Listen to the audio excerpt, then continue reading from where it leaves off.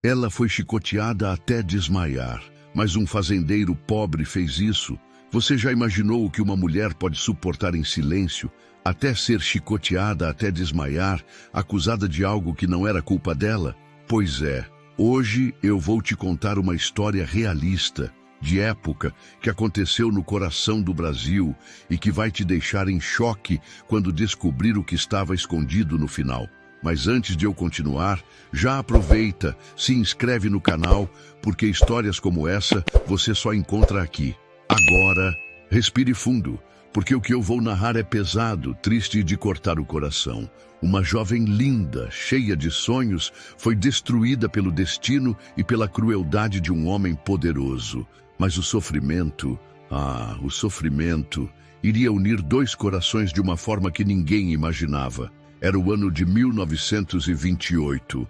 O Brasil ainda respirava o peso das antigas tradições, quando os grandes fazendeiros eram quase como reis em suas terras. No interior de Minas Gerais, uma cidadezinha chamada Santa Esperança vivia em torno das plantações de café e dos vastos pastos, onde cavalos e bois corriam sob o sol quente.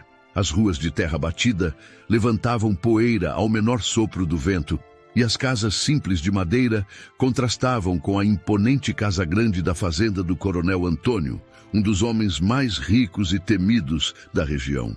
O som dos cascos dos cavalos ecoava dia e noite. Carros ainda eram raridade por ali. A vida se dividia entre o trabalho árduo na lavoura e a obediência às ordens dos poderosos. O padre era respeitado, mas o coronel era temido. Seu olhar rígido bastava para silenciar qualquer um que ousasse questioná-lo. No meio desse cenário de desigualdade, vivia uma moça de 20 anos, chamada Maria Clara, uma jovem linda, de olhos vivos e cabelos negros como a noite. Seu rosto transmitia uma inocência pura, mas também escondia um fogo de esperança. Ela sonhava com um amor verdadeiro, com filhos correndo pelo quintal e com uma vida simples, longe das dores do poder e da ganância. Certa vez, andando pela feira da cidade, Maria Clara ouviu as mulheres mais velhas cochicharem. Dizem que o Coronel Antônio já escolheu sua noiva. Mas ela é tão jovem, meu Deus. Naquela casa, ninguém tem escolha, minha amiga. Quem ele quer, ele leva. Maria Clara fingiu não ouvir, mas por dentro, seu coração acelerava. A sombra daquele homem poderoso já começava a rondar sua vida. O cenário estava armado. O destino já se movia em silêncio, preparando um caminho de dor, de humilhação e de sofrimento que ninguém poderia imaginar. Maria Clara cresceu em uma família simples, de trabalhadores da roça. Seu pai, seu Joaquim, era homem honrado, que passava o dia inteiro no sol cuidando da lavoura dos outros. Sua mãe, Dona Teresa, era lavadeira, mãos calejadas de tanto esfregar roupas no rio. Eles não tinham riquezas, mas tinham algo que, para eles, valia mais que ouro: a dignidade. Maria Clara era o orgulho da família. Além da beleza que chamava a atenção em cada canto da cidade, tinha um coração bondoso. Sempre ajudava os vizinhos, cuidava das crianças mais novas e era vista na igreja todos os domingos com um olhar humilde e uma fé inabalável. Mas a beleza da moça não passou despercebida pelos olhos de quem não tinha limites. O Coronel Antônio, dono das maiores terras da região, a viu certa vez no mercado escolhendo alguns legumes. A partir daquele instante, ele decidiu: Maria Clara seria dele, custasse o que custasse. Quem é aquela moça? Perguntou ele a um dos capangas. É filha de seu Joaquim, coronel, gente simples da cidade. Pois então, mande chamá-los, tenho planos para ela. Quando a notícia chegou à família, o desespero tomou conta da pequena casa de madeira. Minha filha, você não pode. Esse homem é cruel. Todos sabem, chorava Dona Teresa. Mãe, o que posso fazer? Ele manda em tudo. Se eu recusar, ele pode acabar com a vida de vocês, respondeu Maria Clara, com os olhos marejados. Seu Joaquim, em silêncio, socou a mesa de madeira, mas sabia que Não tinha forças contra o poder do coronel. Assim, contra a sua vontade, Maria Clara foi levada para a Casa Grande como esposa do homem mais temido de Santa Esperança. E ali começava o seu calvário. A moça que sonhava com amor verdadeiro agora carregava correntes invisíveis de dor e submissão. E é justamente aqui que a história começa a mergulhar na parte mais cruel, onde cada gesto, cada olhar de Maria Clara revelava a injustiça que ela viveria. Me conta aqui nos comentários de que cidade você está assistindo essa história. O casamento de Maria Clara com o coronel Antônio não foi marcado por flores, nem por música alegre. Não houve dança, nem olhares apaixonados. Foi uma cerimônia fria, feita apenas para cumprir um papel social. A igreja estava cheia, mas todos sabiam que aquela união não passava de uma imposição. Os olhares dos convidados se misturavam entre a pena pela jovem e o medo do coronel. Maria Clara, com o vestido simples que lhe fora imposto, caminhava pelo corredor como se estivesse indo para um destino do qual não poderia fugir. Seus olhos marejados buscavam a presença dos pais no meio da multidão. Dona Teresa chorava em silêncio, segurando firme a mão de seu Joaquim, que de cabeça baixa parecia carregar o peso de uma culpa que não era sua. No altar, o coronel Antônio estava ereto, com o peito inflado de orgulho. Ele não sorria, apenas olhava para Maria Clara com um ar de posse, como quem já sabia que tinha vencido. Hoje, você será minha esposa e nunca mais se esqueça disso, sussurrou ele, segurando o braço dela com força no momento em que o padre pediu que se dessem as mãos. Maria Clara, com a voz trêmula, apenas respondeu o sim, que ecoou pela igreja como uma sentença. A festa após a cerimônia foi luxuosa, mas sem alegria. Música tocava, mesas fartas exibiam pratos que poucos daquela cidade já haviam visto, mas Maria Clara permanecia calada, distante, com o coração despedaçado. Enquanto isso, Antônio brindava com os amigos, exibindo sua conquista como um troféu. É uma joia rara que agora pertence à minha família, dizia ele, em alto e bom som, para todos ouvirem. Naquela noite, quando já estavam na Casa Grande, Maria Clara entrou no quarto amplo, com cortinas pesadas e móveis de madeira escura. O silêncio pesava mais do que qualquer palavra. Antônio fechou a porta, tirou o chapéu e a olhou fixamente. Agora você é minha mulher. E não se esqueça, aqui quem manda sou eu. Maria Clara baixou os olhos, contendo lágrimas. Não havia ternura, não havia carinho, apenas a certeza de que sua vida agora estava marcada por correntes invisíveis. Esse foi o início de uma jornada de dor, de humilhação e de injustiça. Uma união sem amor, que sufocava cada dia mais os sonhos de uma jovem que só queria ser feliz. Os meses foram passando como quem apaga as luzes da casa, um cômodo de cada vez. Primeiro veio o silêncio de Antônio no café da manhã. Depois, as palavras frias. Por fim, os gritos que tremiam as paredes da Casa Grande. Maria Clara, tão jovem e cheia de sonhos, contava os ciclos no calendário que a criada mantinha preso à parede. Cada mês, sem sinal de gravidez, parecia uma pequena derrota. Não foi esse o acordo, Maria Clara, rosnava Antônio, segurando o relógio de bolso como se quisesse apertar o tempo até arrancar dele um herdeiro. Meu nome precisa continuar. Ela tentava manter a calma, o corpo tenso. Eu também quero, coronel. Eu rezo todas as noites. A cidade sussurrava. Na porta da igreja, as senhoras murmuravam como o vento em folhas secas. Tão bonita e nada de filhos. Na casa do coronel, isso é afronta. Maria Clara desviava os olhos, segurando firme o terço dado por Dona Teresa, a mãe. Em casa, na cozinha aquecida pelo fogão a lenha, a moça buscava consolo nas mãos da benzedeira Aninha. Chá de arruda, banho de canela, promessas a São José. O vapor das panelas criava uma névoa que parecia esconder as lágrimas. Tem coisa que o tempo resolve, minha filha, dizia Aninha num sussurro. Mas tem homem que não sabe esperar.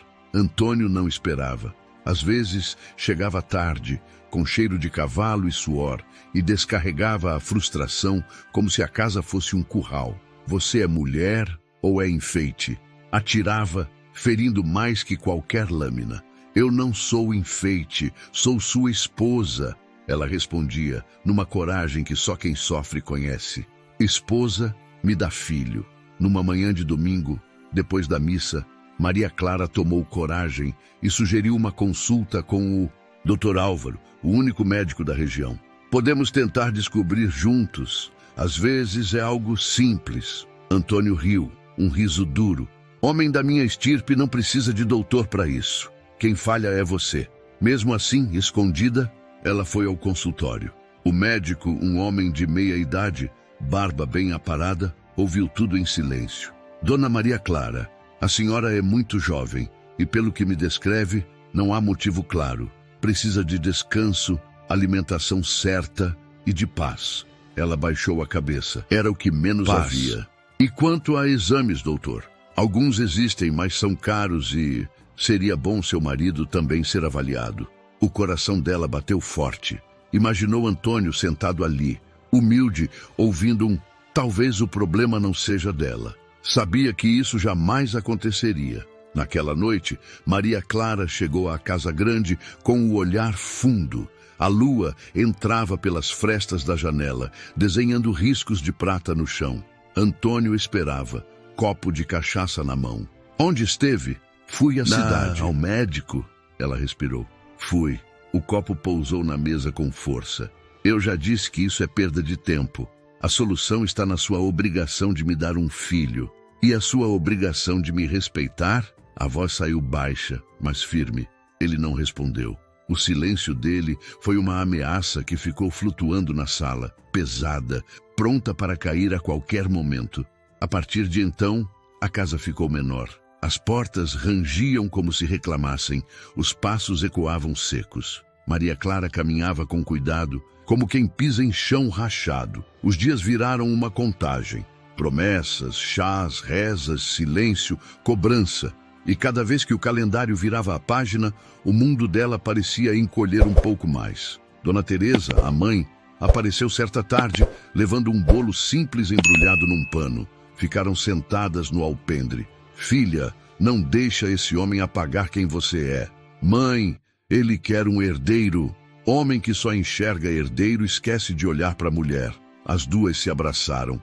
Era um abraço de quem tenta segurar uma ponte que range antes de desabar. Quando as primeiras chuvas de setembro chegaram, trazendo o cheiro bom de terra molhada, Maria Clara acreditou que a vida pudesse recomeçar. Mas o recomeço não veio. Veio, sim, um vento frio de desconfiança, que entrou pelas frestas da casa e soprou as brasas do orgulho de Antônio, atiçando o fogo da humilhação. Ela, no entanto, mantinha acesa uma chama pequena, quase invisível, a esperança de que a verdade um dia seria dita em voz alta. Algo dentro dela sussurrava que aquele peso não era só seu, que havia um segredo escondido atrás das paredes grossas da casa grande, um segredo capaz de virar o mundo de cabeça para baixo. Se esta história está mexendo com você e merece alcançar mais pessoas, deixe seu like agora para fortalecer o canal e ajudar essa narrativa a chegar mais longe. Naquela manhã, o céu estava claro, sem nuvem que fizesse sombra. Tudo parecia comum na fazenda. O mugido do gado, o barulho da carroça, os cascos dos cavalos no terreiro. Mas eu lembro, e você vai sentir comigo, que a paz da paisagem só servia de contraste para o que estava prestes a acontecer. O coronel Antônio acordou com o orgulho ferido, como quem engole fel. A casa grande respirava um silêncio de ameaça. Ele atravessou o corredor com passos duros, abriu a porta do quarto e encontrou Maria Clara arrumando a cama. Chega! A voz dele cortou o ar. Hoje essa casa vai aprender. Aprender o quê, coronel? Ela perguntou com o medo escondido nas mãos. Que meu nome não é brinquedo e que mulher que não me dá herdeiro não me desrespeita. Chamou 2 capangas, Zeca e Nivaldo, homens que conheciam a dureza do patrão e, por medo, Obedeciam sem olhar nos olhos. Levaram Maria Clara para o terreiro. A poeira se levantou, o vento parou, o mundo pareceu escutar. O tronco de madeira ficava encostado na cerca, usado para prender animal bravio. Naquele dia, seria usado contra uma mulher. Amarra, ordenou o coronel baixo, sem necessidade de gritar. Coronel, por favor, ela sussurrou quase sem voz. Eu não vou repetir. Zeca hesitou um segundo apenas. Nivaldo, de queixo trancado, fez o que lhe mandaram. As cordas prenderam os pulsos de Maria Clara. Os olhos dela buscaram alguma alma viva que a defendesse. Entre os curiosos, a cozinheira baixou a cabeça, um peão fez o sinal da cruz e a poeira pousou nos sapatos do padre, que de longe via tudo, impotente. Quantas, coronel? Perguntou Nivaldo, com a boca seca. Você vai parar quando eu disser. O primeiro golpe veio como um raio sem trovão. O couro cortou o ar e pousou nas costas de Maria Clara com um estalo que rachou o silêncio. Ela mordeu os lábios. O segundo golpe veio mais pesado. O terceiro, mais cruel. A dor era uma onda que não dava descanso. Eu quase consigo ouvir agora o barulho seco, o vento curto que saía do peito dela, e a poeira colando no suor do rosto. Pede perdão, rosnou o coronel. Perdão, do quê?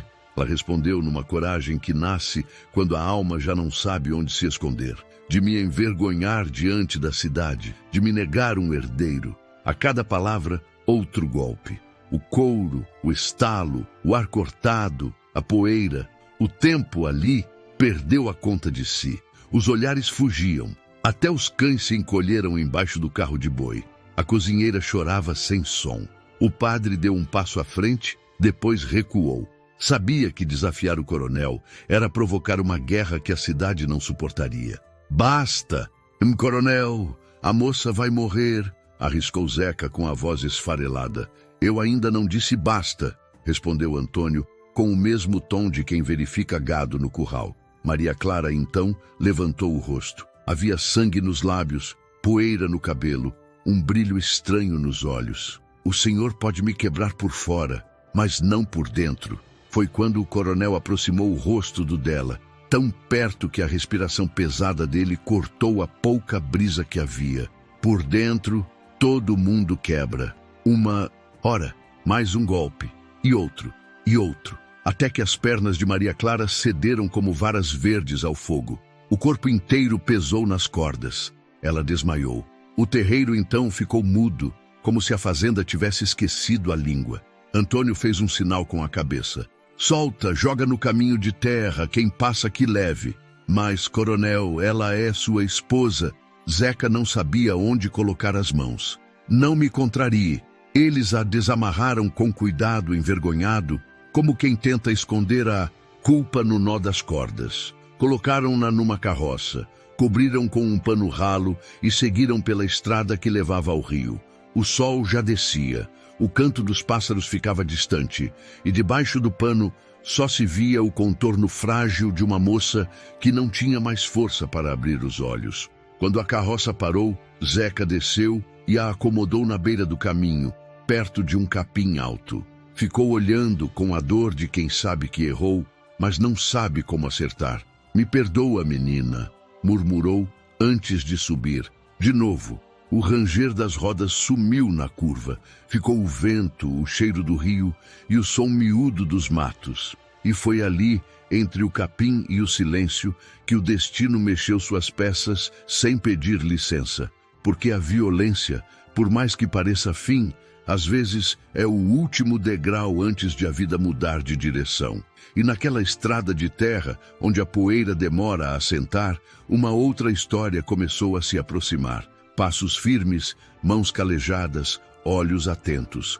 O mundo de Maria Clara, em pedaços, estava prestes a encontrar alguém que também conhecia a dor. E sem saber, carregava consigo a chave de um segredo capaz de virar tudo do avesso. João Pedro tinha 28 anos e um rosto que chamava a atenção pela beleza simples. Pele queimada de sol, barba sempre por fazer, olhar manso de quem já conheceu dor, mas escolheu seguir adiante. Morava num sítio pequeno na beira de Santa Esperança, com uma casa de madeira caprichada, chão de barro batido e um fogão que sempre guardava o cheiro de café fresco. Diziam dele, fazendeiro pobre, porque suas terras eram poucas e os animais contados nos dedos. Mas quem conhecia João sabia que ali pobreza só existia no bolso. No coração, ele era rico de respeito, de palavra, de mãos prontas para ajudar. Na cocheira, o xodó de João era um cavalo marrom chamado Caramelo, animal forte, de passo firme, que entendia o dono só pelo gesto. João conversava com o bicho como quem reza. Vambora, companheiro. A vida é dura, mas não derruba a gente, não. Caramelo batia o casco no chão como quem respondia, tamo junto. João aprendeu cedo a lidar com a perda. O pai se foi numa febre brava quando ele tinha acabado de virar homem. E a mãe, Dona Alzira, partiu alguns anos depois, levando com ela um restinho de cantiga e cheiro de roupa limpa no varal. Desde então, ele tocava o sítio sozinho, com a ajuda vez ou outra de vizinhos. Não bebia, não arrumava confusão. Tinha fama de homem direito. E foi essa retidão que o colocou na mira do destino.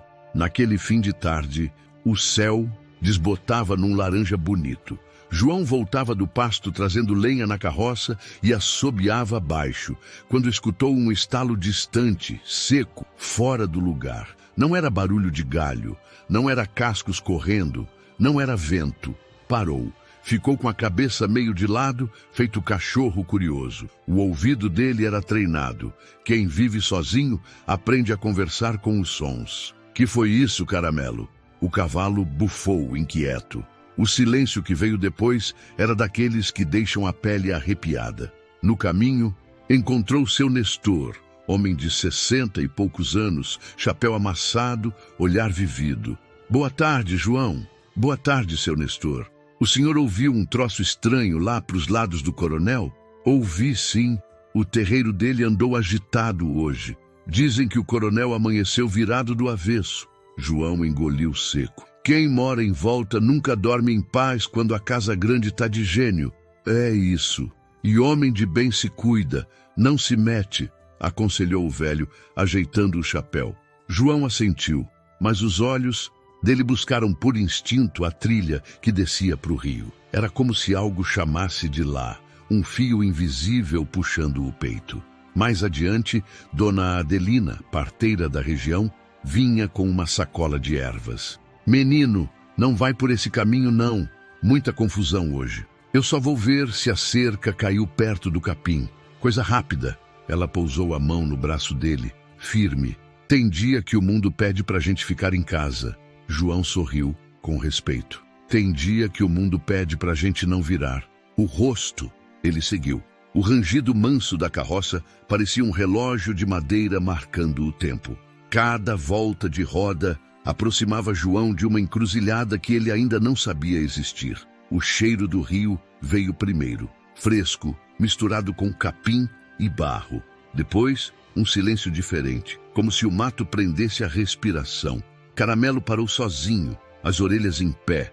João desceu devagar, sentindo a terra fria sob as botas. Que tem aí, companheiro? Ali estava o homem, inteiro, bonito, simples, marcado pelas perdas e ainda assim capaz de doçura. Um tipo de coragem que não grita, só age. E era essa coragem silenciosa que o destino havia escolhido para colocar de frente com o que estava escondido na beira daquela estrada. Ainda não era o encontro, era o anúncio. O ar ficou pesado de presságio. E eu que te conto, quase posso tocar com a mão esse minuto antes do destino abrir a porta. Quebra-gelo. Se você estivesse no lugar do João e ouvisse um barulho estranho perto do rio, você investigaria ou iria embora? Comenta eu investigaria ou eu iria embora para eu saber como você agiria nessa situação. Eu lembro como se fosse agora. O cheiro de capim molhado perto do rio, a luz do fim de tarde esparramada no chão e o coração do João batendo alto, como se quisesse avisar antes dos olhos verem. Ele empurrou o capim com as mãos e encontrou um corpo leve, encolhido, coberto por um pano ralo. Quando tirou o pano, o mundo dele mudou de lugar. Era uma moça, bonita, muito jovem, o rosto riscado de poeira e lágrima, as costas denunciando a crueldade de alguém que jamais deveria ter mandado em ninguém. Moça, moça, me escuta! Eu sou João! Você tá segura agora! A voz dele saiu baixa, do tipo que acalma cavalo assustado. Ela tentou abrir os olhos, um tremor na boca. Ah, água! Ele correu até a carroça, pegou a cabaça, voltou de joelhos. Devagar, senão o corpo te engana. Encostou o líquido nos lábios dela em pequenas gotas. Quando a respiração firmou, ergueu com o cuidado de quem carrega coisa sagrada. Caramelo, o cavalo marrom, ficou quieto como se entendesse. João ajeitou mantas na carroça, fez travesseiro com a própria jaqueta e prendeu a roda com uma cunha de madeira para não chacoalhar demais. Vai dar certo, moça. Eu te levo para minha casa e chamo ajuda. Um fio de pânico brilhou nos olhos dela. Não, a casa do coronel. Se me acharem, quem te fez isso não manda na minha consciência. João respondeu sem gaguejar. Ninguém toca em você aqui sem o seu sim. Eu só vou cuidar.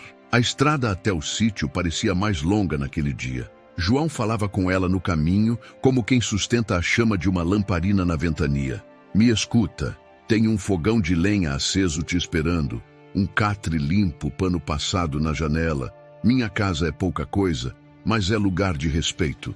Ela, entreaberta de dor, sussurrou. Meu nome, Maria Clara. Prazer, Maria Clara. Eu sou João Pedro. E a partir de agora, quem quiser te machucar vai ter que ser maior que a minha coragem. No terreiro, o ranger da carroça chamou a cachorra Pretinha, que veio abanando o rabo e depois encostou no chão, como se entendesse o pedido de silêncio. João pegou Maria Clara nos braços e a levou para dentro.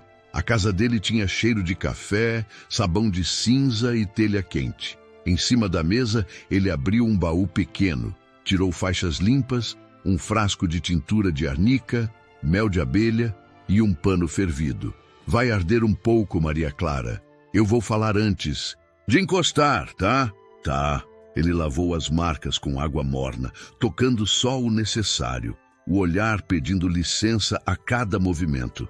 Cobriu as feridas com panos úmidos e passou mel nas mais abertas, como Dona Adelina, a parteira, tinha ensinado para cicatrizar sem infeccionar. Depois, improvisou uma camisa larga de linho para ela vestir sem esforço. Descansa, eu vou buscar ajuda. Ela tentou segurar a mão dele. Se o coronel souber, ele mata você. Eu não vivo de joelho para homem que confunde poder com crueldade, disse firme, mas doce. Antes de sair, João reparou num detalhe. No bolso do avental rasgado de Maria Clara, um papel dobrado com um carimbo de consultório. Ele não leu. Guardou num envelope de tecido respeitoso e colocou na gaveta de madeira. Era como se aquele papel tivesse um peso diferente, um silêncio que gritava por hora certa. Pegou a cela de caramelo. Fica de olho, Pretinha. Montou e disparou na direção da casa de Dona Adelina, parteira de mão, milagrosa e boa de remédio do mato. Chegou ofegante, explicou sem floreio. Adelina, uma moça tá ferida na minha casa. Eu fiz o primeiro curativo, mas preciso de você. Ela agarrou a sacola de ervas, o frasco de álcool, linha e agulha. Moça de quem? João sustentou o olhar. De Deus. E por hoje, também minha responsabilidade. Então vambora. De volta ao sítio, Adelina examinou Maria Clara com a delicadeza de quem costura pano de renda. Você salvou essa menina de coisa pior, João. Ele cruzou os braços, um cansaço fundo batendo no peito. Eu só fiz o que precisava ser feito. Adelina inclinou o rosto para Maria Clara. Filha, você consegue me dizer quem te fez isso? Os olhos de Maria Clara tremeram. A voz saiu em fiapo. Eu sou esposa do coronel Antônio. A frase caiu na cozinha como uma telha que se solta. Um barulho que a gente nunca quer ouvir. João respirou fundo, encostou as mãos na beirada da pia e contou até 5. Então é a partir desse minuto que você é também hóspede sob meu teto e ninguém entra aqui sem bater. Adelina concordou com a cabeça. João, deixa comigo a febre e as feridas. Você pensa na porta. E ele pensou. Engrossou o ferrolho com um sarrafo, Deixou o facão ao lado do batente. Acendeu lamparinas nos cantos da casa para que nenhuma sombra virasse susto. Depois, voltou ao quarto, sentou no banquinho e ficou de vigília, contando a respiração de Maria Clara como quem cuida de fogueira baixa durante a madrugada. A cada suspiro, uma promessa muda. Enquanto eu tiver pulso, ninguém encosta em você. De fora chegavam sons da noite, pequenos, o grilo, a água da bica, o farfalhar da mangueira. A casa, que sempre fora quieta demais, agora tinha outro som, o de duas vidas que, machucadas, começavam a aprender a caber uma na outra. E foi ali, no silêncio protegido daquele quarto simples, que a dor começou a encontrar abrigo. Não cura ainda, que cura é caminho, mas abrigo. E junto com o abrigo, um fio de destino, costurando o que o mundo tinha rasgado. Os primeiros dias foram de silêncio. Não aquele silêncio que dói, mas o que ajeita a alma no lugar. Eu me lembro do cheiro de pomada de ervas na casa do João, do milho secando no terreiro e do barulho discreto da bica caindo no balde. Maria Clara dormia aos pedaços, acordava assustada, voltava a fechar os olhos quando escutava a voz dele, baixa, firme e calma. Tá tudo bem, é João quem tá aqui. Eu sei, é que o corpo lembra. Quando o corpo lembrar, a gente lembra junto que aqui ninguém te machuca. Adelina vinha todo dia de manhã, mexia nos curativos, trocava as faixas, dava chá de camomila com mel. Cicatriza por fora, filha. O de dentro vai no tempo, dizia, fazendo um carinho na testa dela. João ficava de longe, respeitando o espaço, mas presente como um tronco forte onde a gente amarra a canoa no rio. Era assim. Ele aparecia com uma canja fumegante, um pão assado na chapa, um pano limpo e se retirava 2 passos. O suficiente para que ela soubesse que não estava sozinha e o bastante para que sentisse que a vontade dela era lei ali dentro. No terceiro dia, Maria Clara pediu para sentar no alpendre. O sol da manhã desenhava riscos de luz no chão. Caramelo veio se aproximando, curioso, farejando devagar. Ele entende quando a gente tá quebrado, disse João, coçando a crina do cavalo. Não precisa esticar a mão se não quiser. Maria Clara sorriu de leve. Esticou sim, acariciou o focinho marrom e... Caramelo permaneceu quieto, como se jurasse segredo. Eu gostava de cavalos quando era menina. Meu pai me botava na sela e dizia: menina que aprende a montar, aprende a respirar com o mundo. Seu Joaquim é homem sabido. Ela respirou fundo e o ar pareceu entrar inteiro pela primeira vez. As horas foram se abrindo. João mostrou a horta pequena, as fileiras de couve, o pé de manjericão perfumado. Ensinou como ele moía o milho no pilão e como acendia o fogão sem afobação. Ela, por sua vez, foi colocando a casa num compasso de vida. Varreu o assoalho devagar, dobrou lençóis, costurou a barra de uma cortina, sempre com movimentos curtos, cuidadosos, respeitando a dor. Não precisava, disse ele, quando viu a mesa posta com um pano florido que ela achou no baú. Preciso, sim.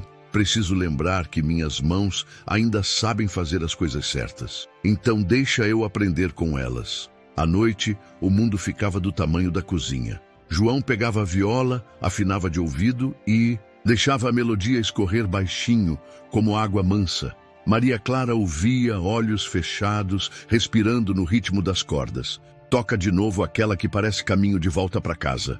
Essa aqui, ele dedilhou. Essa... E eu juro a você, tinha canção que parecia juntar os cacos do dia uma a uma. Certa tarde, ela notou o envelope de tecido na prateleira. João percebeu, claro. Estava no seu avental. Eu não abri.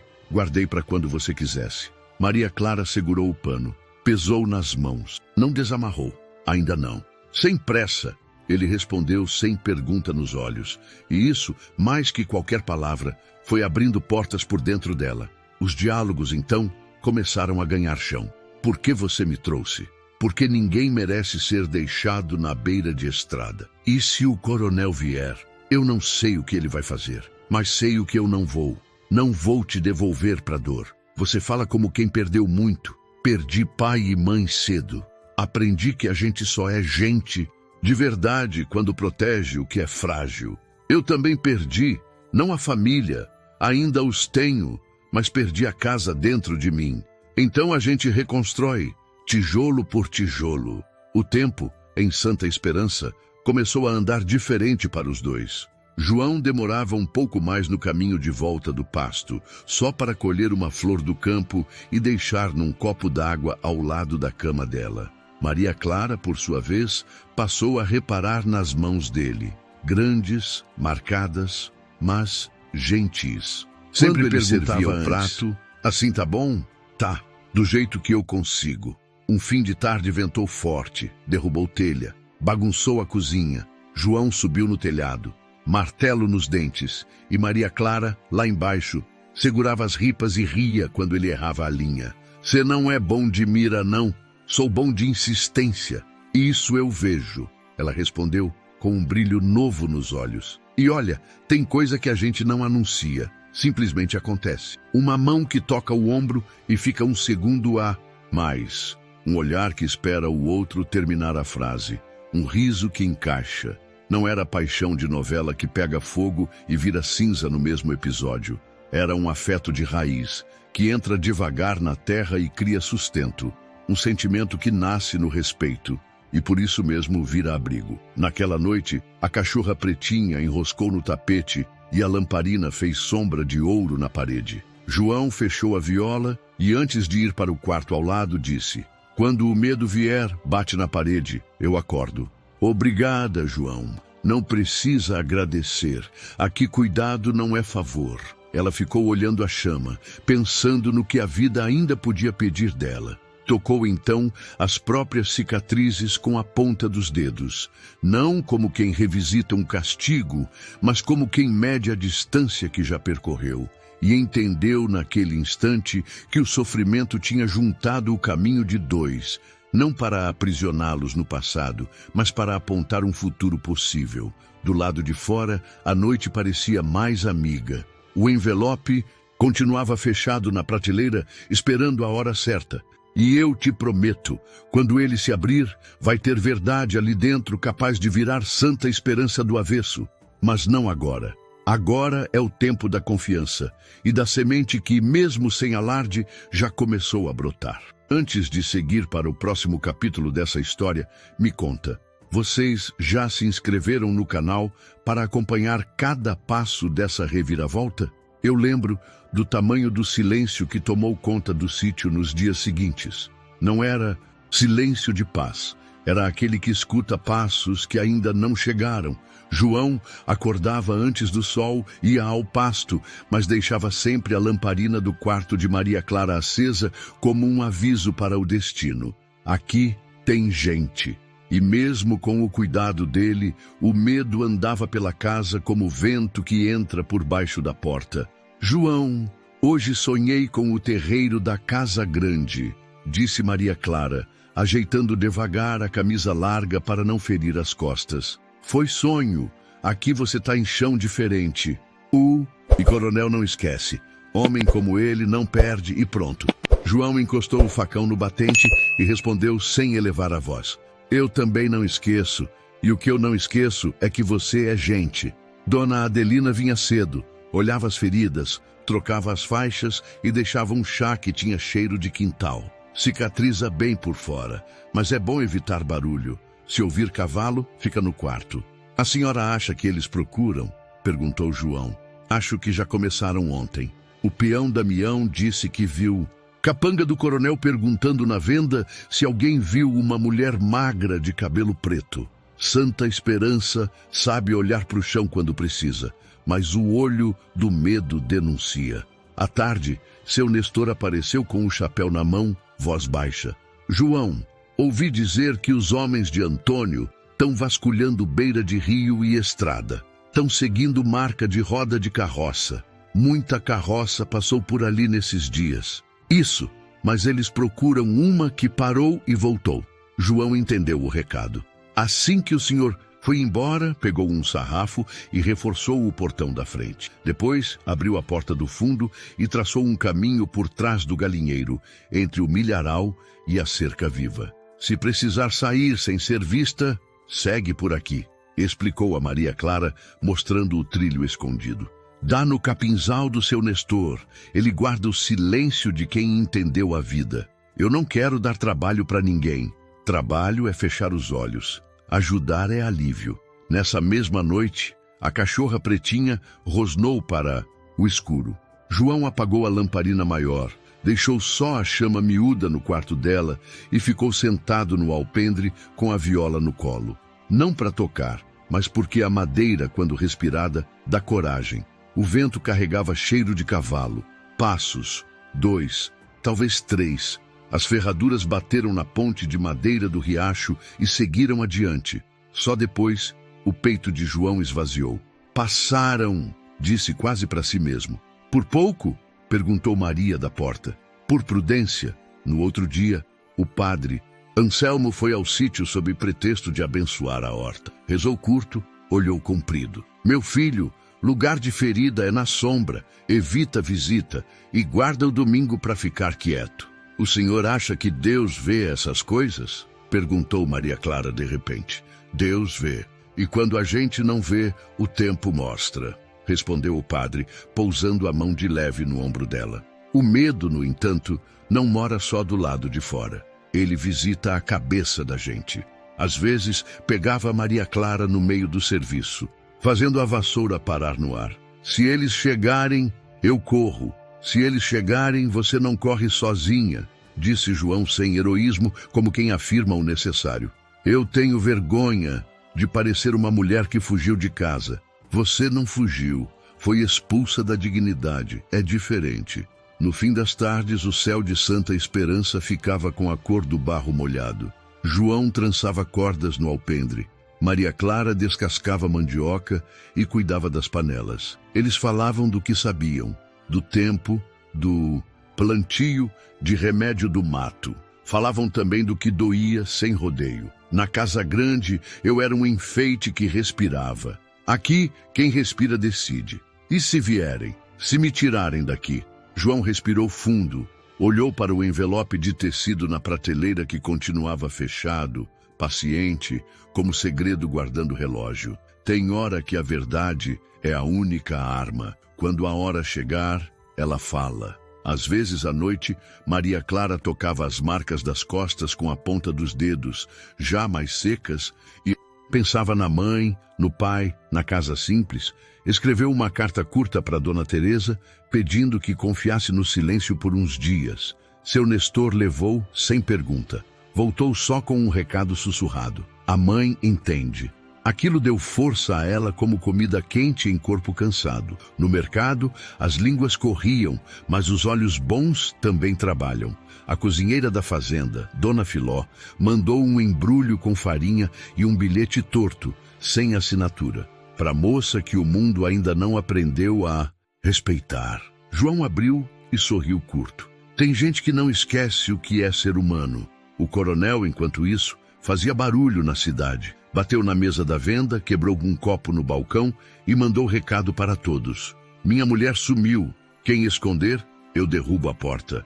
O medo se espalhou como fogo em campo seco.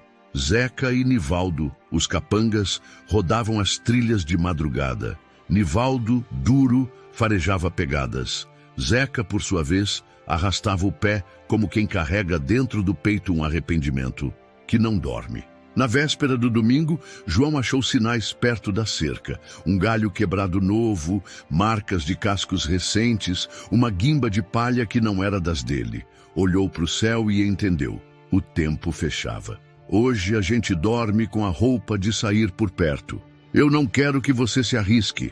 Eu não quero que você desapareça. Enquanto a água ferveu no fogão, ele moveu a mesa, colocou a cômoda atrás da porta, testou o ferrolho de novo. Depois, aproximou a cadeira do quarto de Maria Clara e sentou, a viola encostada na parede, o ouvido na noite. O medo constante é assim, Não grita, não esperneia, apenas te faz ouvir tudo. E naquela madrugada, eu posso jurar que até as estrelas pisavam leve para não acordar a casa. Quando o galo cantou antes da hora, João soube que não era canto, era aviso. A pretinha ergueu as orelhas. Caramelo resfolegou na cocheira. O dia clareou com pressa, e no clarão pálido da manhã, lá no alto do caminho, se desenhou o movimento de 3 chapéus, aproximando. O sítio ficou pequeno como um quarto. O medo, enfim, deixou de ser apenas presença, virou passo. E a história, que até ali respirava sob guarda, ia ter de olhar para fora. O dia mal tinha clareado, quando os cascos cortaram a estrada de terra. Eu me lembro do som, seco e irregular, como quem marca sentença. Eram 3 chapéus, 3 sombras compridas avançando pelo caminho. Nivaldo à frente, duro como cerca velha. Zeca um passo atrás, com o olhar que não sustentava 2 segundos no horizonte, e um terceiro peão novo querendo provar coragem. A cachorra pretinha rosnou baixo. Caramelo bateu o casco na cocheira.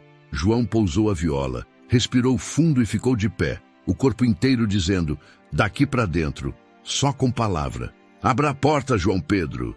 Nivaldo berrou sem pedir licença. Porta de casa de homem se bate, não se arromba, respondeu João, firme, encostando o ferrolho. Quem vem? Gente do coronel. Tamo procurando uma mulher. Mulher aqui tem nome. Então diga. João fez um silêncio que cabia a uma reza. Aqui dentro tem respeito. Quem entra, entra sem ameaça. Por trás do quarto, Maria Clara apertou a camisa no peito. Ainda fraca, mas de pé. João voltou um passo, falou com ela em voz baixa, quase um sopro. Se der tempo, segue o trilho do milharal. Vai dar no capim do seu Nestor.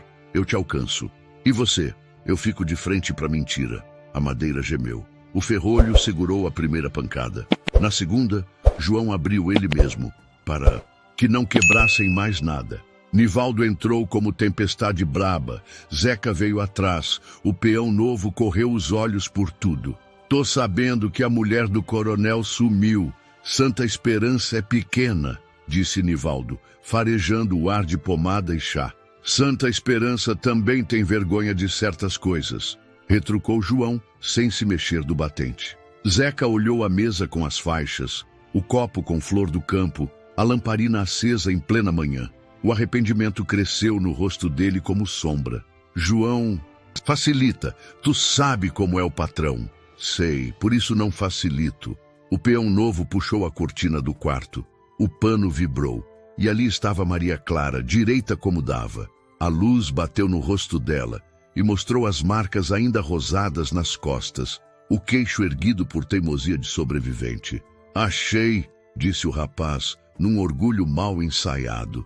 Nivaldo virou o tronco satisfeito. Acabou a brincadeira. Vambora. João deu um passo à frente. Ela não é boi para ser tocada a grito. João Pedro, sai da frente. O patrão mandou, a gente leva. E quem é que manda na dignidade? O ar ficou pesado. Zeca levantou a mão como quem pediria calma a um cavalo espantado. Nivaldo, pega leve, a moça tá quebrada. Quebrado vai ficar é quem atrapalhar. Nivaldo empurrou João no peito. João cambaleou, mas ficou. Havia uma firmeza de raiz na sola dele. Se for para encostar nela, encosta em mim primeiro. O peão novo já tinha a corda na mão.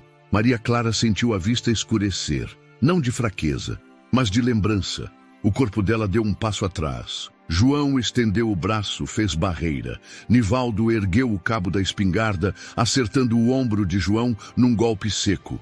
O mundo piscou. A cadeira caiu. A lamparina dançou. Zeca se meteu no meio, segurando o braço do colega. Chega, homem. Não precisa disso. Precisa do que eu digo que precisa, rosnou Nivaldo, puxando Maria Clara pelo antebraço. Foi quando João, meio tonto, viu o envelope de tecido na prateleira. O coração dele entendeu. A cabeça ainda não sabia por inteiro. Ali tinha coisa mais forte do que braço de capanga. Ele enfiou o envelope por dentro da camisa, rente ao peito, sem alarde.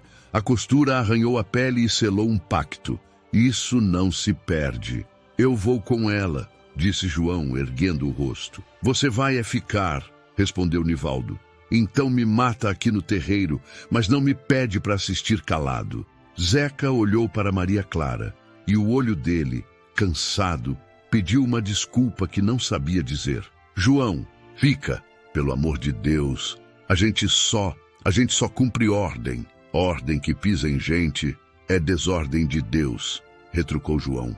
Amarraram as mãos de Maria Clara por formalidade besta. Ela mal conseguia erguer os braços. Quando passaram pela porta, Pretinha latiu. Caramelo deu um passo para frente e a casa pareceu encolher, sem a respiração dela. João correu até a cerca, ainda mancando, e gritou, não alto, mas certo. Maria Clara, olha para mim. Ela virou o rosto, os olhos segurando Eu vou te buscar, nem que seja com a palavra. Um fio de força atravessou a estrada e alcançou os dois. Nivaldo riu de canto, montou o cavalo. Palavra não derruba cerca, João Pedro. Derruba muro de mentira. Quando a poeira assentou, João ficou sozinho no terreiro, o ombro doendo, as mãos cerradas. O silêncio não era vazio, era preparo. Ele endireitou a camisa, sentiu o envelope contra o peito e partiu a passos largos. Bateu na porta de seu Nestor. Preciso do senhor. Eu já estava esperando, respondeu o velho pegando o chapéu. Depois, na casa paroquial, encarou o padre Anselmo. Padre, hoje o senhor não vai só rezar. Vai precisar olhar um papel comigo, coisa séria. O padre olhou fundo. Entendeu sem entender. Então traga. Tem verdade que não espera. No caminho de volta, João passou pela venda. As conversas baixaram de volume, mas os olhos diziam, sabemos. Dona Filó, a cozinheira da fazenda, chegou de lado. Deixou um pacote de pano grosso nas mãos de João. Dentro, pão, um pouco de carne fria e um bilhete torto, para coragem não passar fome. Ele agradeceu com o que tinha, um aceno limpo. E assim, Santa Esperança respirou fundo. De um lado, a casa grande se armava para um espetáculo de humilhação. Do outro, uma casa pequena, um padre com a batina curta de tanto uso, um velho conhecido do mato e um homem de mãos calejadas juntavam, em silêncio, as peças de um segredo guardado perto do coração. A descoberta cruel, enfim, não foi só a de que encontraram Maria Clara. Foi a de que a mentira do coronel ia ter de encarar gente com nome e rosto. Quebra-gelo. Você acredita que Maria Clara merece justiça? Se sim, deixa nos comentários Justiça por Maria Clara, para eu ver quantos estão com ela. O sol de Santa Esperança acordou mais cedo naquele dia, como se quisesse ver o que nenhum sol deveria ver. Eu lembro do barulho do sino da igreja chamando não para a missa, mas para espetáculo de humilhação.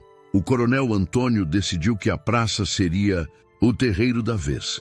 Queria a cidade inteira assistindo, para que a vergonha de Maria Clara virasse mural recado. Ninguém me desafia. Montaram o tronco perto do coreto. O madeiro grosso já tinha marcas de corda antiga. O povo veio em silêncio, uns por medo, outros por curiosidade amarga, e muitos por impotência, que é um tipo de tristeza que anda com a cabeça baixa. Dona Filó ficou de canto, segurando um terço escondido no bolso do avental. Seu Joaquim e Dona Teresa, os pais de Maria Clara, chegaram pálidos, sem força nas pernas, mas com a dignidade inteira nos olhos. O padre Anselmo estava por ali também. Batina simples, mãos que tremiam pouco, só o suficiente para mostrar que eram humanas. Nivaldo trouxe Maria Clara, amarrada, mas sem excesso. O corpo dela já dizia de si. Zeca vinha ao lado, mudo, como quem carrega pedra dentro do peito. O coronel, de chapéu alinhado e bota brilhando, subiu no coreto como se fosse tribuna. O olhar dele picotava a praça. Santa Esperança. Hoje, a ordem se levanta. A voz veio grave, ensaiada. Minha casa foi desrespeitada. Minha honra, cuspida. Mulher que foge do marido e se esconde em rancho de pobre deve aprender onde é seu lugar. O murmúrio correu. Dona Teresa levou a mão à boca. Seu Joaquim deu um passo à frente, mas o medo o puxou de volta pelos ombros. Maria Clara não baixou a cabeça. O vento brincou com os cabelos dela, e eu juro que por um segundo a cidade viu que não havia crime no rosto da moça, só sobrevivência. Amarra no tronco, disse o coronel sem gritar. Nivaldo aproximou-se. Zeca segurou a corda e, antes de tocar, sussurrou para a moça, voz de gente. Me perdoa. Ela olhou dentro dos olhos dele, não com ódio, mas com uma espécie de cansaço que desculpa sem esquecer. Que Deus te dê coragem para fazer o certo quando der tempo. O couro do chicote pesou na mão de Nivaldo. A praça prendeu a respiração.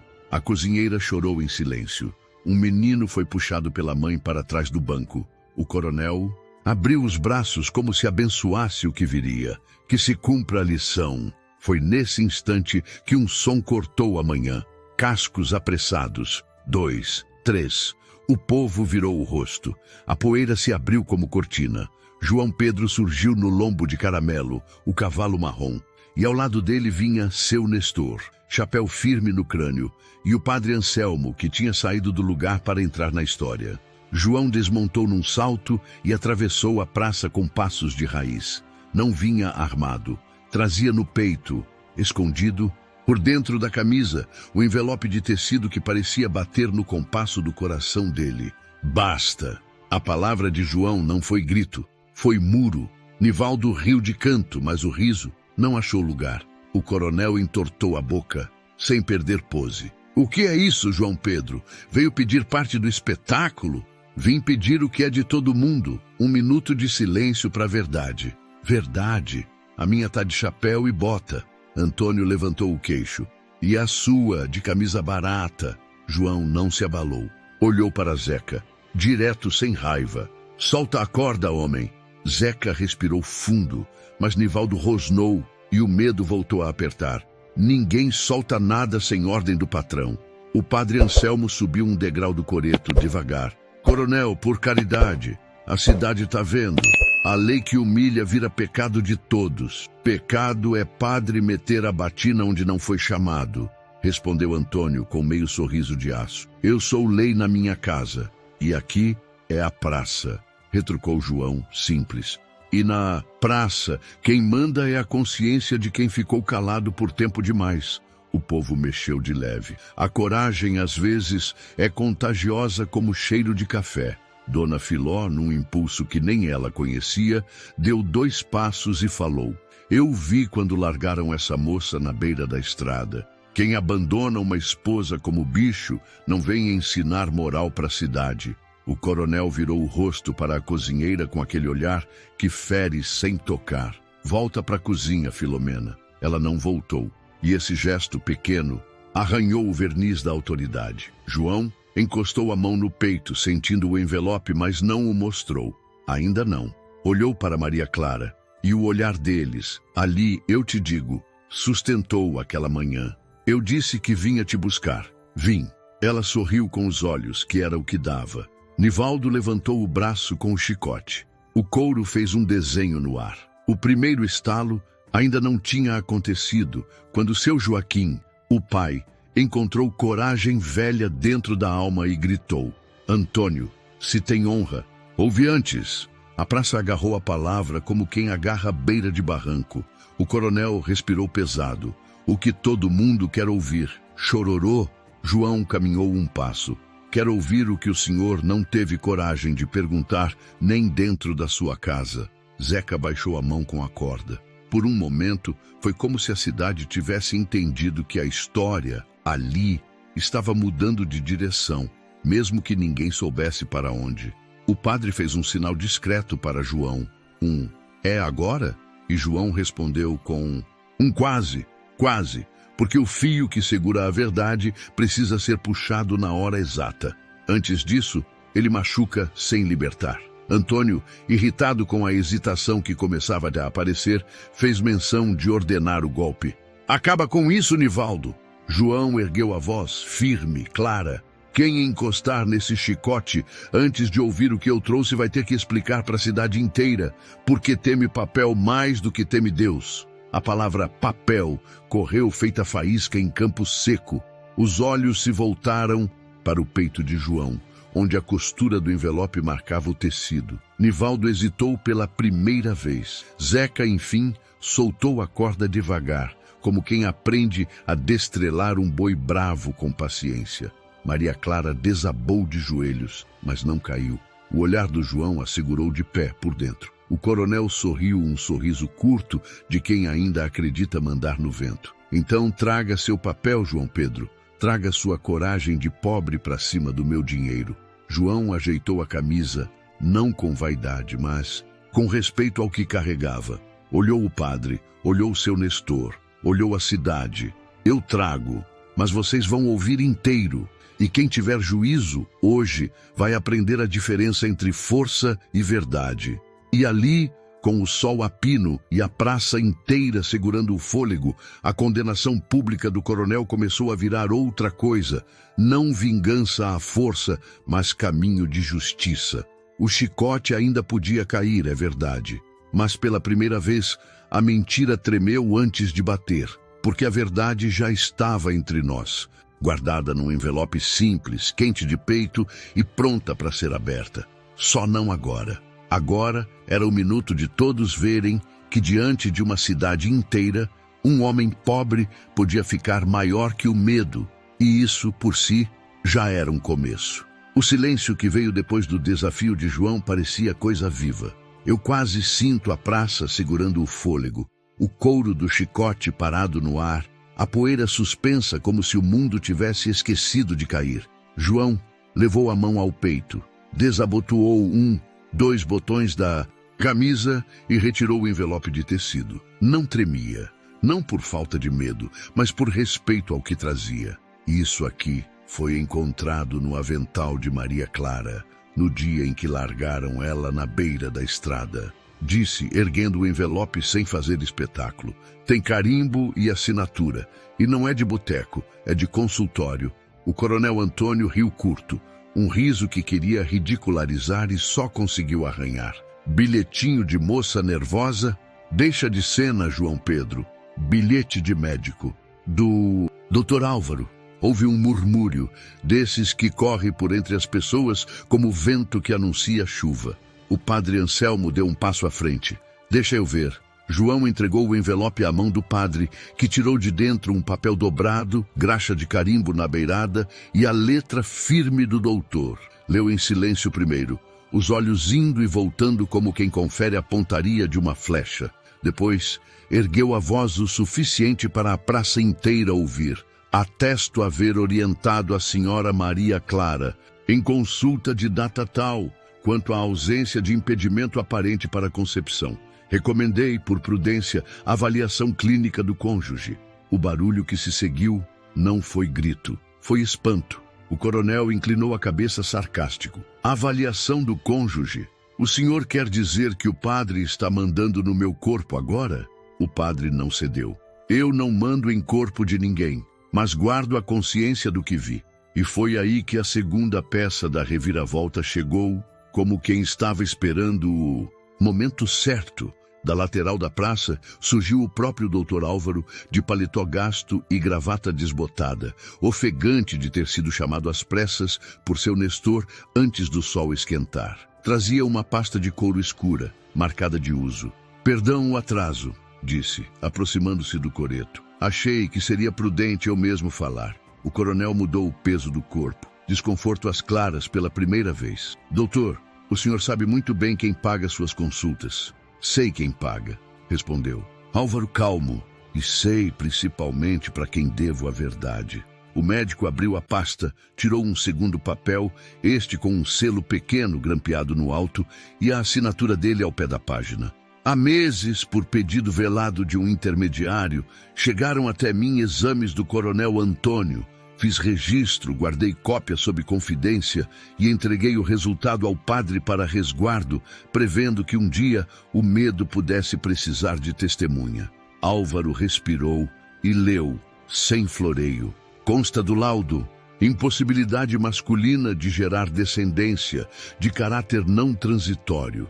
Em palavras simples, esterilidade. A praça não explodiu, estacou. Era como se o tempo tivesse tropeçado num degrau invisível. Dona Teresa levou a mão ao peito. Seu Joaquim fechou os olhos e duas lágrimas teimosas escaparam sem pedir licença. Zeca, O capanga abaixou a cabeça de vez, e quem prestasse atenção veria que os dedos dele tremiam, ainda segurando a ponta da corda agora frouxa. Antônio avançou um passo, vermelho até as orelhas. Mentira! Documento forjado, trama de pobre querendo escalar meu nome. João não arredou. É o seu carimbo, doutor? É. É sua assinatura? É. Então a mentira não mora no papel, concluiu João, simples como água limpa. O coronel tentou reerguer o velho trono da voz grossa. Eu não reconheço nada. O padre então falou por cima. E era raro aquele homem erguer o tom.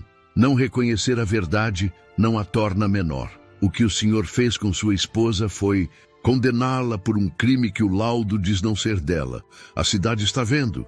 Maria Clara, de pé como podia, segurou a beirada do tronco. A voz saiu baixa, mas inteira. Eu pedi ao senhor que viesse comigo ao médico. O senhor riu de mim. Antônio a encarou, procurando ainda aquela moça que ele achava que podia dobrar com o peso do sobrenome. Não encontrou. Você me envergonhou em público. Quem me envergonhou em público foi o senhor, respondeu ela sem elevar a voz. E foi pior assim. Nivaldo, que segurava o chicote, olhou para o coronel à espera da ordem que sempre vinha como relâmpago. Mas ordem nenhuma saiu. O braço dele baixou sem o dono mandar. Zeca, devagar, desatou de vez a última volta da corda, como quem paga um pecado com gesto. Eu não bato mais, murmurou quase sem ar. Zeca, rosnou Antônio. Eu não bato mais, repetiu, e era a primeira vez que aquele homem se ouvia em anos. Dona Filó avançou 2 passos e abriu o corpo como mãe em porta de escola, dessas que não deixam ninguém passar. Acabou. A cozinha hoje não serve humilhação. O povo, que tinha vindo por medo, passou a ficar por vergonha de não ter vindo antes. Era visível. O peso mudou de ombro. João se voltou para a cidade, o papel ainda nas mãos do padre e do doutor. Ninguém está pedindo milagre, só justiça. A justiça de tirar o nome dessa moça do lugar errado. Antônio ainda tentou reerguer a dignidade como quem ergue cerca em chão encharcado. Vocês acham que um papel vai me derrubar? Seu Nestor respondeu sem raiva. Não é o papel, Antônio, é o peso do que ele revela. E isso quem derruba não é pobre, é a própria consciência. O coronel olhou em volta e por um instante pareceu menor que o chapéu. Tentou buscar nos olhos da cidade o medo antigo, mas encontrou gente olhando de volta, inteira. O chicote ficou pendurado no dedo de Nivaldo, inútil como ferramenta de ofício que perdeu o trabalho. O coreto, que tantas vezes serviu para a música, naquele dia, serviu para uma verdade tocar em todos. João então se aproximou de Maria Clara, não para segurá-la como posse, mas para estar ao alcance se ela fraquejasse. Eu te prometi palavra. Hoje a palavra te devolve o nome. Ela assentiu, e um pranto quente lhe subiu aos olhos, não de dor antiga, mas de alívio novo. A reviravolta aconteceu ali, sem truque. A mentira que sustentava a violência perdeu o chão. O que viria depois, terra, nome, consequência, ficaria para as próximas horas e para o próximo capítulo dessa história. Por ora, a praça aprendeu que papel não é só papel quando carrega verdade. Que coragem de gente simples pode ser a ponte entre a humilhação e a justiça. E que uma mulher, mesmo ferida, pode ficar de pé diante do mundo quando o mundo resolve, enfim, olhar direito. E você que me escuta, gosta de histórias emocionantes de época como essa? Se sim, deixa nos comentários. Amei a história. Se não gostou, fala também. É importante demais saber o que vocês acham para eu trazer novas histórias do jeitinho que vocês preferem. O que aconteceu depois do papel lido pelo padre não foi barulho, foi mudança de peso no ar. Eu vi a cidade se endireitar no próprio eixo, como quem ajeita a coluna depois de muito tempo curvada. O chicote de Nivaldo, antes erguido, desceu sem comando. Zeca soltou a última volta da corda com dedos trêmulos. Maria Clara vacilou um instante, e João já estava ali, um passo, só um, o suficiente para que ela se firmasse. Aqui ninguém encosta. Mas, disse João sem gritar. Era uma frase simples, mas parecia muralha. O coronel Antônio tentou recuperar a velha pose, mas o terno ficara grande de repente. Avançou 2 passos, inflou o peito e a praça toda, num reflexo que nem sabia que tinha, se colocou entre ele e a moça. Dona Filó adiante, seu Joaquim e Dona Teresa ao lado, o padre e o doutor um pouco atrás, e mais gente, muita gente, formando um círculo de pertença em torno de Maria Clara. Vocês vão me impedir na minha própria cidade? Rosnou Antônio, procurando o medo nos olhos de alguém. Não é sua cidade, coronel. É nossa, respondeu seu Nestor, chapéu firme, voz limpa. O delegado Raimundo, chamado às pressas por um rapaz da venda, chegou montado e desmontou ainda, tirando poeira do paletó. Olhou o tronco, olhou as marcas nas costas de Maria Clara, olhou o papel nas mãos do padre e do doutor. Falou curto, como gente que entende que tem hora que a lei precisa caber no bolso da coragem. Isso aqui acabou. Tronco é pra boi, não pra gente. Por ofensa à integridade e ameaça, o senhor coronel vem comigo prestar esclarecimento. E se insistir em tocar na moça, eu prendo em flagrante. Antônio abriu a boca, mas a palavra não veio. Não havia plateia que sustentasse o teatro. 100 peões dispostos a obedecer, sem a praça de cabeça baixa, o poder dele ficou do tamanho de um chapéu caído. Nivaldo, sem graça da própria sombra, guardou o couro. Zeca limpou os olhos com o dorso da mão, numa meia lágrima que... Não pediu licença. Moça, me perdoa, ele disse, baixo, sem desculpa pronta. Maria Clara o encarou, cansada e inteira. Que Deus te dê coragem para fazer o certo a partir de hoje. O padre fez um sinal para o grupo da olaria. Em minutos, o tronco e o chicote foram levados, sem alarde, para o forno grande atrás do galpão. A cidade assistiu a chama lamber as fibras do couro e do pau. E eu juro, tinha um silêncio bonito ali. Silêncio de quem sabe que certas coisas precisam virar cinza para que outras coisas possam nascer. O delegado conduziu o coronel até a beira da praça. Não houve algemas, houve testemunhas. As portas que antes se abriam para ele ficaram entreabertas, frias. O bancário João Cordeiro, que sempre viveu de contas e garantias, cruzou os braços na porta da agência. Negócios, só com respeito, coronel. Antônio tremeu por dentro. O mundo que antes obedecia, agora pedia explicações. João colocou sua jaqueta sobre os ombros de Maria Clara. Dona Teresa, mãos ainda trêmulas, arrumou o cabelo da filha atrás da orelha, gesto simples de mãe que diz, eu tô aqui. Seu Joaquim respirou fundo e falou aquilo que vinha preso desde o casamento. Minha filha, me perdoa por não ter sido muro antes. Hoje eu sou. Pai, a culpa não foi nossa, respondeu ela. E aquele abraço dos 3, eu te digo, foi coisa de consertar telhado por dentro. O padre Anselmo abriu a casa paroquial. Até que as feridas fechem, vocês ficam aqui ou no sítio do João. Santa, esperança viu. Ninguém vai tirar você de onde escolher ficar. O delegado assentiu. Registrei ocorrência. Se aparecer na sua porta com ameaça, eu vou estar 2 passos atrás da sua sombra, João. Obrigada, disse Maria Clara, voz baixa, mas nítida como água boa. No fim da tarde, a praça parecia outra. As pessoas passaram a falar o nome dela sem sussurrar. E falar o nome é dar de volta um pedaço de alma. Dona Filó levou um prato fundo de canjica. O doutor deixou um frasco de bálsamo. O sapateiro ofereceu sandálias novas. Ajuda não como pena, mas como reparo. João trouxe caramelo, o cavalo marrom, para perto. Maria Clara passou a mão no pescoço do animal e sorriu de um jeito novo, desses que a gente só vê quando a vida abre uma janela que não existia. Vamos para casa, disse João. Casa era o sítio com cheiro de café e lenha, era a varanda com lamparina, era um quarto com cortina leve. Vamos, respondeu ela. Não era fuga, era escolha. De volta ao sítio, Adelina trocou os curativos como quem apaga a memória do corpo, sem apagar a lição. João ferveu água, pôs flores do campo num copo de vidro, ajeitou o travesseiro. A noite chegou mansa. No alpendre, ele afinou a viola e a canção que saiu não era de tristeza, nem de festa. Era de agradecimento. Maria Clara se sentou na cadeira de palhinha, olhou o céu e murmurou: parece que alguém abriu as janelas por dentro. Às vezes, justiça é isso, uma janela que volta a girar a maçaneta do ar.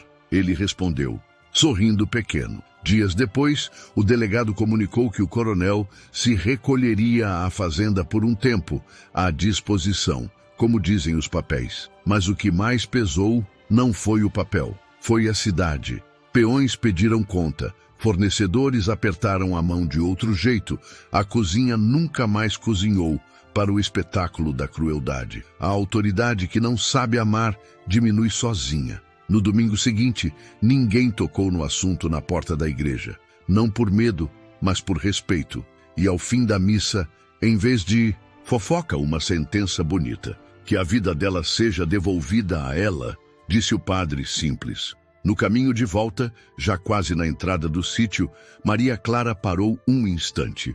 O vento trouxe cheiro de flor de laranjeira e o corpo dela, corpo que apanha, mas também anuncia.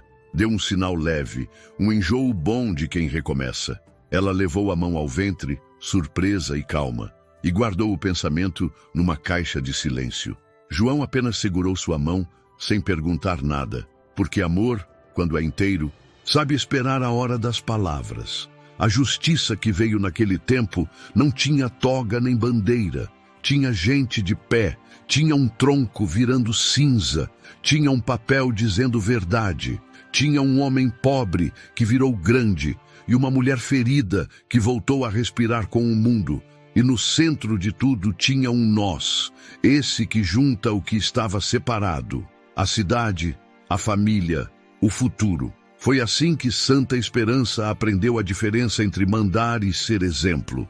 E foi assim que a história chegou ao degrau mais alto antes do fim, com a promessa de um passo a mais. Aquele que transforma justiça em paz e destino em lar. Passaram-se alguns meses e Santa Esperança foi aprendendo a andar com passos mais retos. O tronco que virou cinza não era só madeira queimada. Era sinal de que ali, naquele chão, a vergonha não teria mais plateia. No sítio, a vida foi se ajeitando nos detalhes. Lençóis no varal, cheiro de café novo, a bica cantando sem pressa. Maria Clara foi voltando a si, como quem encontra a própria voz depois de muito tempo sussurrando. E João, sempre com as mãos ocupadas e o coração atento, seguia cumprindo o que prometera. Cuidado não como favor, mas como destino. Numa tarde de céu limpo, ela apareceu na cozinha com um embrulho pequeno, feito de pano florido. João, posso te mostrar uma coisa? Tudo que é teu cabe em mim. Ele respondeu tirando a farinha do fogo. Ela abriu o pano devagar. Dentro, um par de sapatinhos de tricô, miúdos, de um branco quase azul. João ficou imóvel, como quem encontra água num lugar que achou ser só pedra. Tu, eu. Ela sorriu com os olhos úmidos. A vida voltou a falar comigo por dentro. Ele respirou fundo e encostou a testa na dela. Não houve grito, nem alarde. Houve um choro manso desses que lavam sem doer. Então é verdade o que a gente sempre soube e o mundo teimou em negar. Teu corpo é casa de esperança. Vai se chamar Esperança, disse ela. E não havia nome mais certo. Naquele domingo, no alpendre, a família se reuniu. Dona Teresa trouxe um bolo simples. Seu Joaquim, com a emoção presa no bigode, afinou a voz para dizer: filha, hoje eu sossego. Adelina chegou com um buquê de ervas e um conselho de avó. Põe folha de laranjeira debaixo do travesseiro. Chama sonho bom. Zeca, tímido, ficou na porteira sem querer entrar. João o chamou com um aceno claro. Vem, homem. Coisa boa não pede licença. Zeca tirou o chapéu, torceu nas mãos e falou o que precisava. Eu não apaguei o que fiz, mas quero carregar o que posso. Se precisarem de alguém para buscar lenha, para cuidar da cerca, para proteger quando eu estiver por perto, eu venho. Maria Clara assentiu. A gente não esquece a dor, Zeca, mas aprende a não deixar que ela mande. Ele chorou baixo, como quem aprende a nascer de novo depois de velho. O padre Anselmo apareceu com um presente, um vaso de barro feito das primeiras fornadas que queimaram o resto do tronco. No vaso, uma muda de laranjeira. Plantem perto da janela. Laranja é fruta que perfuma a casa e lembra que a vida amadurece no tempo certo. João e Maria Clara cavaram juntos o pequeno buraco na terra batida. Quando cobriram as raízes, o cheiro que subiu parecia bênção. Caramelo, o cavalo marrom, chegou devagar. Encostou o focinho no ombro de João como se assinasse o momento. A notícia correu pelo povoado com passos macios. Na venda, ninguém cochichou. Celebraram. Na igreja, não fizeram discurso. Agradeceram. E o delegado Raimundo, quando cruzou com João na rua, falou com um respeito raro.